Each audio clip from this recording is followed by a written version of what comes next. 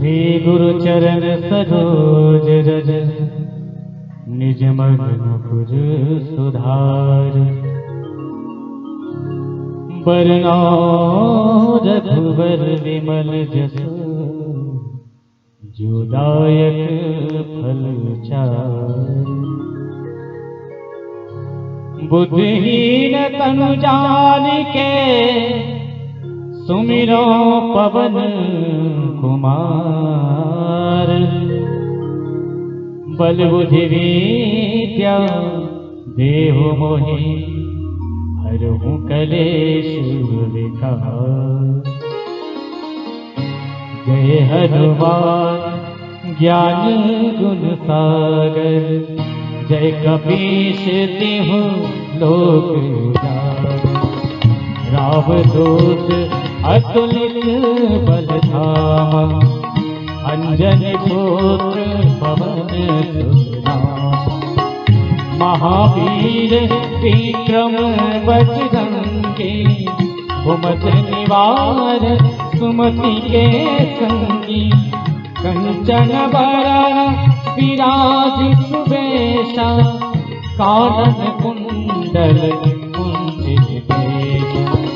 हाथ वज्र ध्वजा विराजे कांधे मूज जनेऊ साजे। शंकर सुवन केसरी नंदन तेज प्रताप महाजगवंदन।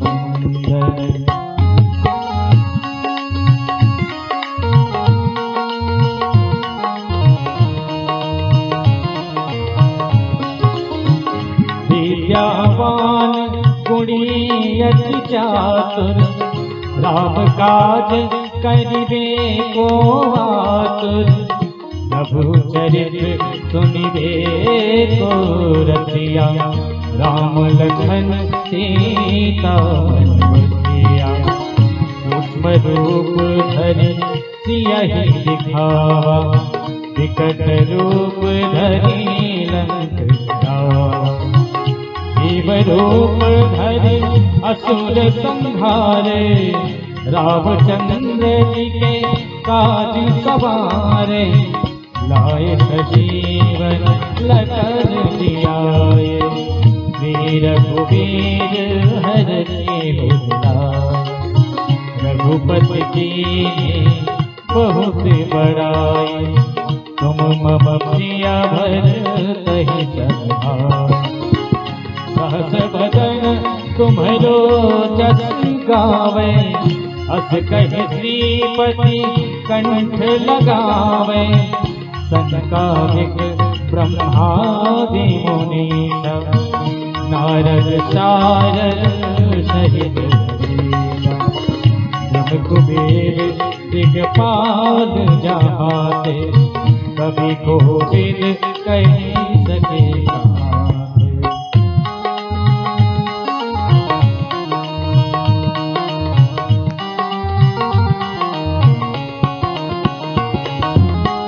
तुम उपकार सुग्रीवहि कीन्हा राम मिलाए राजपद दीन्हा। तुम्हरो मंत्र विभीषण माना लंकेश्वर भय सब जग जाना। युग सहस्र जो जन पर भानु लील्यो ताहि मधुर फल जानु। प्रभुमुद्रिका मेरी मुख माहि जलधि लांघि गए अचरज नाहि।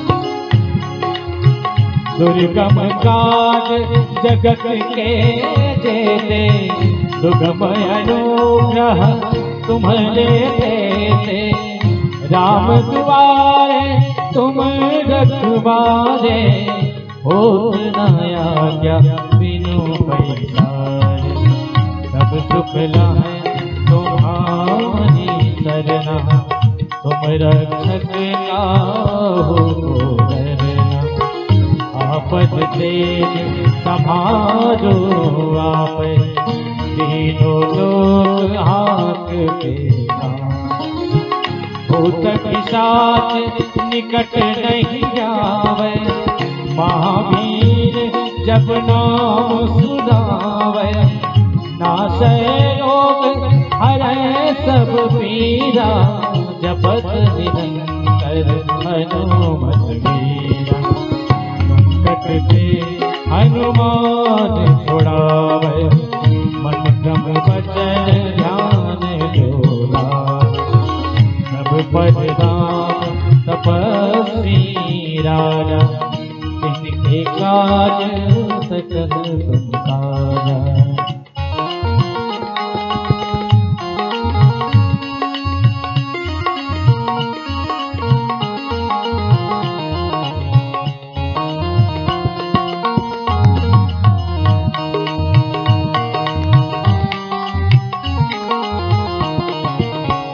और मनोरथ जो कोई जावे, सोई अमित जीवन फल पावे, चारों जुग प्रताप तुम्हारा, है प्रसिद्ध जगत विद्यारा। साधु संत के तुम रखवारे, असुर निकंदन राम दुलारे। अष्ट सिद्धि नवनिधि के दाता, असबर दीन जानकी माता, राम रसायन तुम्हारे पासा, सदा रहो रघुपति के दासा। तुम्हारे भजन राम को पावे, जन्म जन्म के दुख बिसरावे।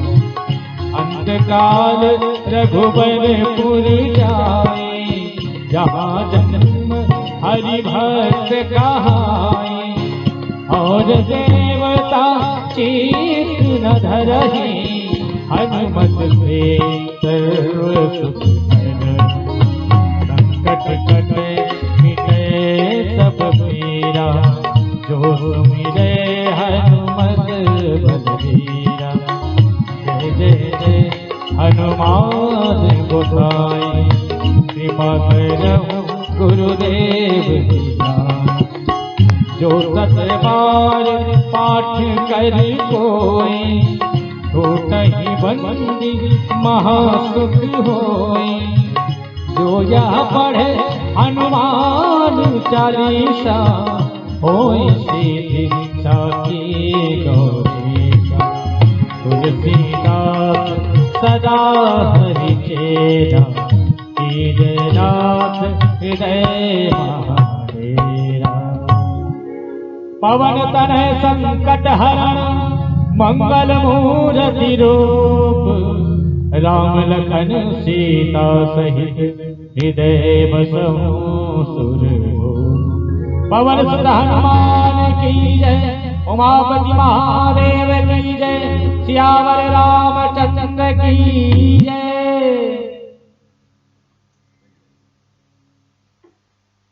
ओम शांति, ओम शांति, ओम शांति, ओम शांति। राधे राधे। परमपिता परमात्मा की असीम अनुकंपा को नमन करते हुए, उस परमपिता परमात्मा की विभूति स्वरूपा मां सरस्वती के चरण कमलों में नमन और वंदन करते हुए, और उस परमपिता परमात्मा के अनुग्रह प्राप्त आप सभी महान भाव, आप सभी भक्तजन जो इस पंडाल में बैठे हैं, उन्हें मैं दूसरे दिन इस 8वें साल मानस सेवा सत्संग समिति गोविंदपुर के तत्वावधान में आयोजित पंचदिवसीय सत्संग का कार्यक्रम, मां सरस्वती का पूजन और वंदन के कार्यक्रम में बहुत बहुत नमन और वंदन और अभिनंदन करता हूँ। ये आज दूसरा दिन है, और जैसा कि हमने कल कुछ बातें की थी, और उस बात का सार था कि मनुष्य दुखी क्यों है अपने जीवन में, और उस पर तकरीबन 1 घंटा 10 मिनट या 1 घंटा 15 मिनट जो भी टाइम था उसके हिसाब से हमने कुछ बातें की थी। थोड़ा सा बात मैं कल का करूं। कल हमने क्या बात की थी? कल हमने बात की थी कि ये शरीर की यात्रा ही सुंदरकांड में हनुमान जी द्वारा किया हुआ 400 कोस की समुद्र की यात्रा है। हम अपने मन के अंदर बैठे ब्रह्म और भक्ति को खोजने के लिए ही हनुमत तत्व का सहारा ले रहे हैं। हनुमान जी भी लंका में 400 कोस समुद्र पार करके मां सीता रूपी भक्ति को ही खोजने गए थे। उस खोज में अनेक बाधाएं आती हैं।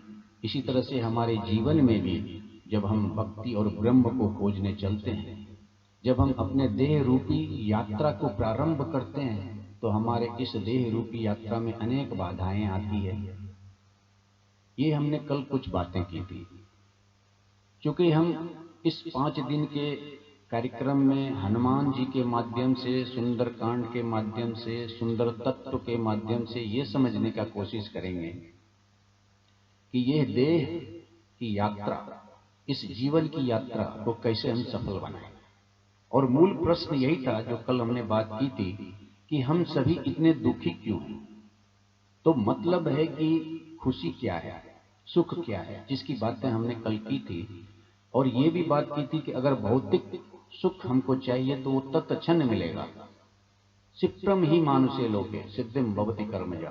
कल हमने बात की थी 12 नंबर का श्लोक अध्याय 4 का, कि अगर भौतिक सफलता चाहिए तो तत्क्षण मिलेगा, लेकिन उसके साथ टर्म एंड कंडीशन अप्लाई। ये भी हमने कल बात की थी। और ये अपना जो मन है, कल हमने इस पर थोड़ी सी बात की थी कि ये जो अपना मन है, ये शरीर 3 चीज से बना है, शरीर, मन और आत्मा।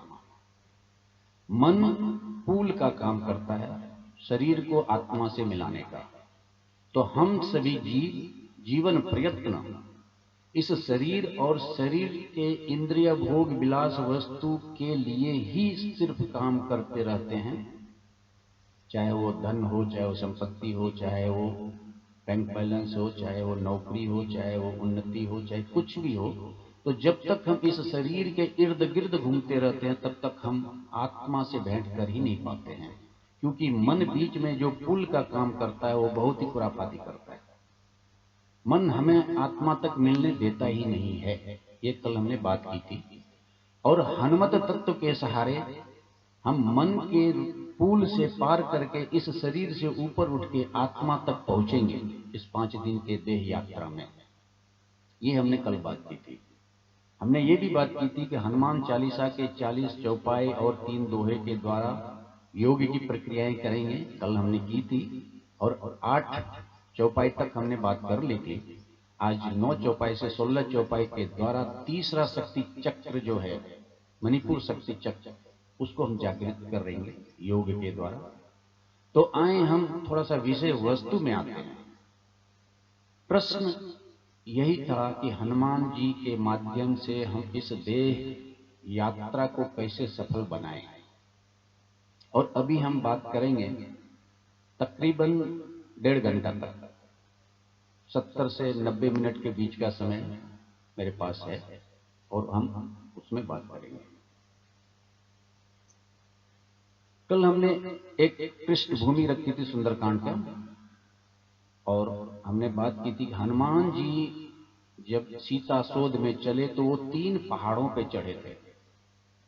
पहला पहाड़ विश्वास का पहाड़ था, दूसरा पहाड़ विचार का पहाड़ था, और तीसरा पहाड़ वैराग्य का पहाड़ था। तो देवियों सज्जनों, इसी 3 पहाड़ पे चढ़ के भी हम सभी जीव इस देह यात्रा को सफल कर सकते हैं। इस 3 पहाड़ पे चढ़ के ही हम भक्ति रूपी सीता अथवा सीता रूपी भक्ति को प्राप्त कर सकते हैं।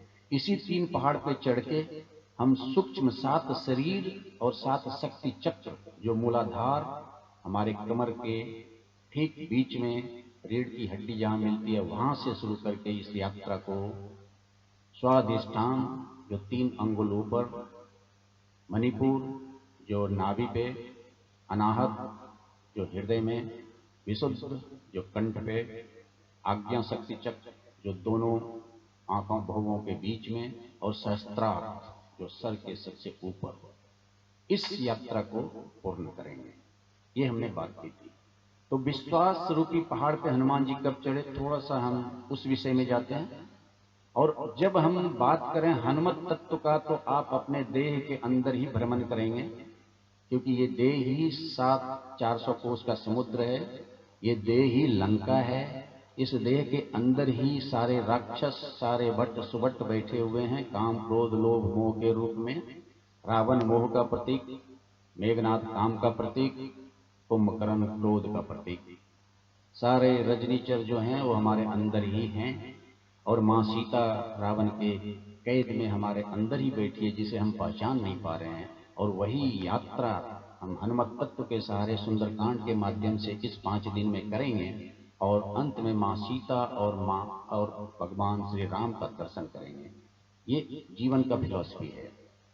प्रत्येक व्यक्ति को जीवन में क्या चाहिए? शांति चाहिए। कल हमने बात की थी, शांति के साथ जो किया हुआ सुख अथवा कमाया हुआ सुख, वही आपको आध्यात्मिक सफलता की तरफ लेके जाएगा। सिर्फ भौतिक सुख, सिर्फ भौतिक सफलताएं आपको आराम दे सकता है, आपके कुछ काम कर सकते हैं, बट आपके जीवन में शांति आएगी कि नहीं, इसका गारंटी नहीं है। क्योंकि शांति शब्द जो है वो कोई शब्द नहीं है। शांति एक हृदय की अवस्था है, एक मस्तिष्क की अवस्था है, जहां आप स्थित प्रज्ञ हो जाते हैं। और जब आप स्थित प्रज्ञ हो जाते हैं तो सिद्धि और असिद्धि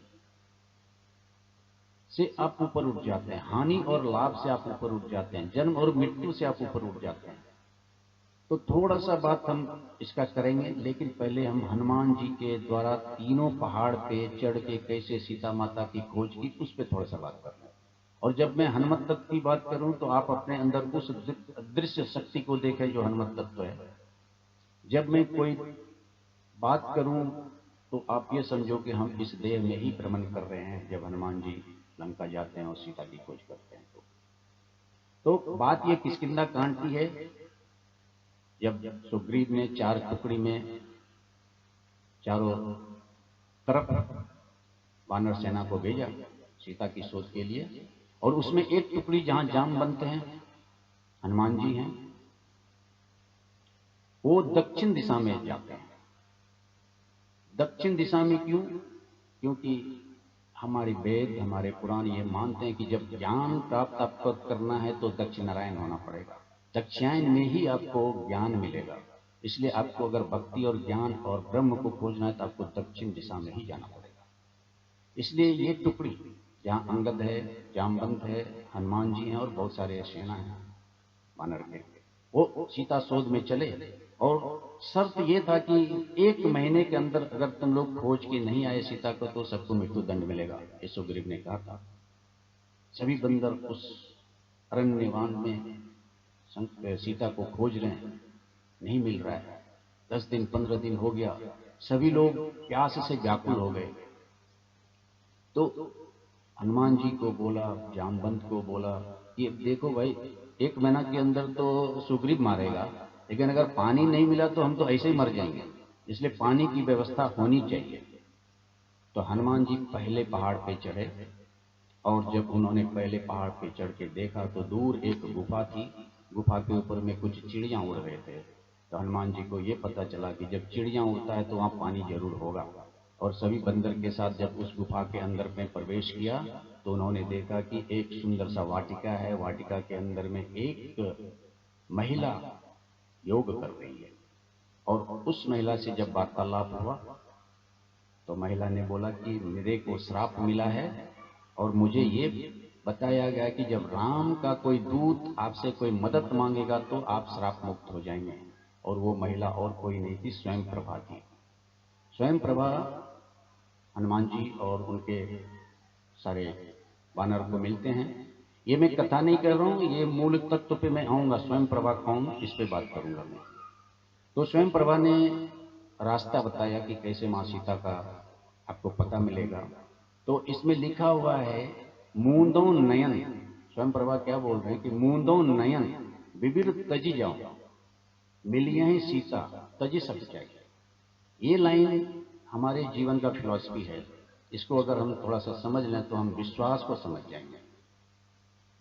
स्वयं प्रभा कौन है, पहले इसको समझना पड़ेगा।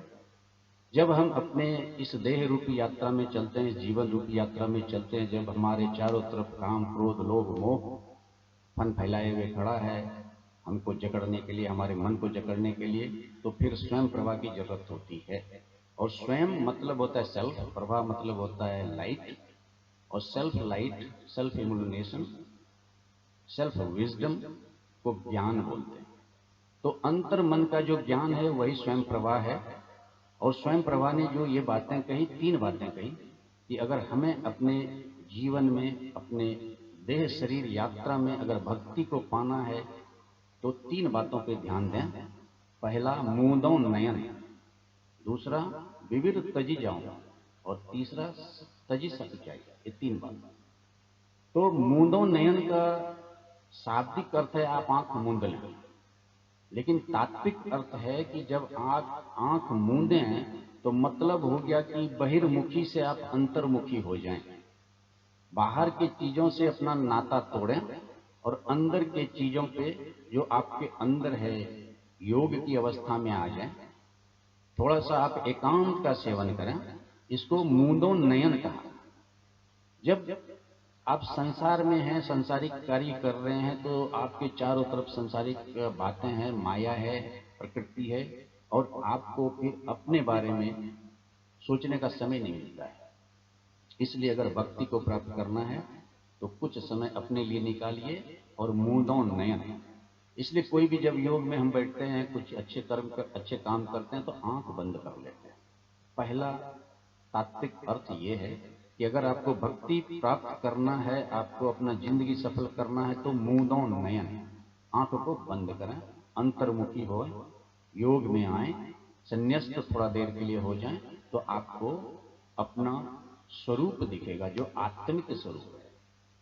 दैहिक स्वरूप सभी देखते हैं एक दूसरे का, लेकिन अपना आत्मिक स्वरूप जब आपको देखना है, जब आपको मन रूपी पुल को पार करना है, जब आपको मन को संयत नियत करना है, जब मन निग्रह करना है, तो मूंदों नयन, ये पहला रिक्वायरमेंट है। दूसरा अर्थ मूंदों नयन का है मिट्टी डालो। हमारे जीवन में, हमारे पारिवारिक जीवन में, हमारे सामाजिक जीवन में बहुत ऐसी बातें होती है जो नाहक ही बात बढ़ के कुछ और हो जाता है, लड़ाई झगड़ा पे आ जाता है, बिना बात का बात बढ़ जाता है, तो उसको बोलता हूं कि मिट्टी डालो, छोड़ो उस बात को, आगे बढ़ो। तो उसको बोलता हूं मूंदों नयन। जो अनावश्यक बातें हो उसको जिंदगी में छोड़ देना चाहिए और आगे बढ़ जाना चाहिए, जो कि हम सुंदरकांड में आगे बात करेंगे और हनुमान के माध्यम से समझने का कोशिश करेंगे। ये मूंदों नयन का मतलब हुआ। दूसरा बोला विविर तजी जाऊं। विविर मतलब होता है गुफा। गुफा प्रतीक होता है अंधकार का। तो अगर आपको अपने जीवन में भक्ति को प्राप्त करना है, अगर आपको अपने जीवन में ब्रह्म को प्राप्त करना है, अगर आपको अपने जीवन को आध्यात्मिक सफलता की ओर लेके जाना है, तो आपको अंधकार रूपी गुफा को छोड़ना पड़ेगा। विविर तजी जाऊं मतलब विविर को छोड़ना पड़ेगा। गुफा अंधकार का प्रतीक है, और अगर आप उस गुफा में, जो कि हमारा देह है, यह देह एक गुफा है, और अगर देह से आपको आत्मा की यात्रा करनी है तो उस देह रूपी गुफा को छोड़ना पड़ेगा। अर्थात देह और देह में जो इंद्रियां हैं वो जिस अंधकार में डूबा हुआ है, कल हमने बात की थी 5 इंद्रियां किस किस चीजों में डूबा हुआ है। अगर उस 5 चीजों में आप डूबे हुए हैं तो आप उस अंधकार से बाहर निकल नहीं सकते हैं, और अगर आप बाहर नहीं निकलेंगे तो फिर आत्म स्वरूप में कैसे पहुंचेंगे, आप भक्ति को कैसे प्राप्त करेंगे। तो विविर तजी जाऊं मतलब आप इस देह, इस इंद्रिय द्वारा उत्पन्न जो काम, क्रोध, लोभ रूपी अंधकार है उससे बाहर निकलें। और ये विविर का दूसरा अर्थ है गृह कारज नाना जंजाला ते अति दुर्गम शैल विशाला। ये विविर है। तो हमारे सांसारिक काम से थोड़ा समय निकालें और अध्यात्म में, ध्यान में, योग में, भक्ति में थोड़ा समय लगाएं ताकि आप भक्ति तक पहुंच पाए, विविध तजी जाओ। मैं एक कहानी बताऊं। जब एक काबिला दशकों से दस पुस्त एक गुफा के अंदर ही रहता था, तो उसका जीवन उस गुफा के अंदर तक ही सीमित था। वो उसी को संसार समझता था। कुछ पुस्त के बाद एक लड़का उस गुफा में अपने बुजुर्ग को पूछा कि ये गुफा क्या है? बोला यही संसार है। बोला नहीं, संसार कुछ अलग है। बोला नहीं, तुम बेवकूफ हो, तुम मूर्ख हो। हमारे पुस्त दर पुस्त इसी गुफा में रहे हैं और यही हमारे लिए संसार है। उस लड़के को कुछ हुआ और वो चल दिया एक तरफ। चलते चलते चलते चलते उसे किरण की, एक रोशनी की किरण दिखाई दी। फिर वो आगे बढ़ा, उसने देखा गुफा में एक छेद है। फिर वो आगे बढ़ा तो देखा गुफा के बाहर कुछ चीजें हैं, क्योंकि उसे पता नहीं कि गुफा के बाहर जिंदगी में क्या है, दुनिया में क्या है। और जब बाहर निकला तो उसे अच्छी अच्छी रोशनी दिखी, अच्छे अच्छे पेड़ दिखे, आकाश दिखा, पानी दिखा। वो व्यक्ति भागा, अंदर गया और अपने काबिले में कहा, अरे बाहर एक दूसरा दुनिया है। लोगों ने कहा तुम पागल हो गया। बोला नहीं, बाहर एक दूसरा दुनिया है। लोगों ने बोला इसको पागल खाना में भर्ती करो। लेकिन दूसरा एक लड़का उसका साथ दिया, बोला चलो मैं देखता हूं। वो भी उसके साथ गया तो बाहर में देखा बहुत ही सुंदर दृश्य, सूर्य की रोशनी, आकाश, पशु पक्षी। फिर वो बाहर आया, सभी लोगों को बताया। फिर सारे लोग जब बाहर गए तो उसे एक दूसरा दुनिया दिखा। देवियों सज्जनों, हम सभी उसी गुफा में रह रहे हैं। और जो ज्ञानी है, जो त्यागी है, हनुमान जी हैं, वो उस गुफा से बाहर निकले और बाहर जाकर के एक दूसरी दुनिया को देखा, जो आत्मा की दुनिया है, जो हम सभी को प्राप्त करना है। हमारा लक्ष्य वही है, लेकिन हम उस गुफा को ही अपना संसार मान लेते हैं। इस शरीर को ही हम अपना संसार मान लेते हैं। इस शरीर में उत्पन्न काम, क्रोध, लोभ, मोह को ही सारे चीज मान लेते हैं। इसलिए विविर को तजना पड़ेगा। विविर तजी जाऊं। और वो रोशनी ज्ञान का होना चाहिए, स्वयं के ज्ञान का। इसलिए स्वयं प्रभा ने बताया, दूसरे के प्रकाश ने नहीं बताया, स्वयं के प्रकाश ने ही उसे वो रास्ता दिखाया। एक मैं और कहानी बताऊं कि जब तक आपको अपना ज्ञान नहीं है तब तक आप इस काम, क्रोध, लोभ, मोह, या तो सांसारिक उलझन से, या तो माया से, या तो सांसारिक मोह पास से आप निकल नहीं सकते। और इसका बहुत ही अच्छा उदाहरण मैं शायद बता पाऊंगा या नहीं मालूम नहीं। उत्तरकांड में जब काक भुसुंडी जी और गरुड़ जी के बीच का संवाद है, जो जड़ चेतन का ग्रंथि कैसे खुलता है, और उसके ऊपर में ज्ञान दीप और भक्ति मणि की जब बातें होती है उत्तरकांड में, तो वहां पे ये पता चलता है कि ज्ञान दीप क्या है। वो स्वयं प्रभा है। स्वयं मतलब अपना, प्रभा मतलब ज्ञान, प्रकाश। और जब तक स्वयं प्रभा आपके जीवन में नहीं आएगा, अर्थात ज्ञान नहीं आएगा आपके जीवन में, अपना ज्ञान, दूसरे का नहीं। उदाहरण के लिए आप गाड़ी चला रहे हैं तो गाड़ी में अपना लाइट होना चाहिए। स्ट्रीट लाइट से गाड़ी आप नहीं चला सकते। उसी तरह से अगर आपको अपना जीवन सुधारना है, अपनी यात्रा को सफल करना है, तो आपको अपना ज्ञान होना चाहिए। इसे एक कहानी से ऐसा समझें। एक परिवार में एक वृद्ध व्यक्ति, उसके बेटे, उसके बहुएं, उसके पोता, उसके पोती सब था। उसका उम्र हो गया 60 साल। उसे मोतियाबिंद हो गया, तो उसे अब दिखना बंद हो गया। तो पोते पोती, बेटे, बहू ने बोला कि चलो ऑपरेशन करा देते हैं। तो उसने बोला क्या जरूरत है, क्या जरूरत है? तुम लोग इतने लोग हो हमको सहायता करने के लिए। मैं एक शब्द बोलता हूं तुम लोग आ जाते हो, मैं जो बोलता हूं तुम लोग करते हो, तो क्यों नाक का आंख का ऑपरेशन कराने का? छोड़ो, अब तो कितना दिन बचा है अपना। संजोग से रात में उस घर में आग लग गई और सोए हुए बहू, बेटी, पोता, पोती सब आनंद फानन में बाहर भागा। बाहर भागा, घर में आग लग गई। जब बाहर गया तो कुछ देर के बाद पता चला दादाजी तो घर के अंदर हैं। अभी उस आग में भीतर जाए कौन? और वो दादाजी अंधे थे, उसको अब कुछ दिखाई नहीं देता है, इधर आग है किधर आग नहीं है, और अंततः परिणाम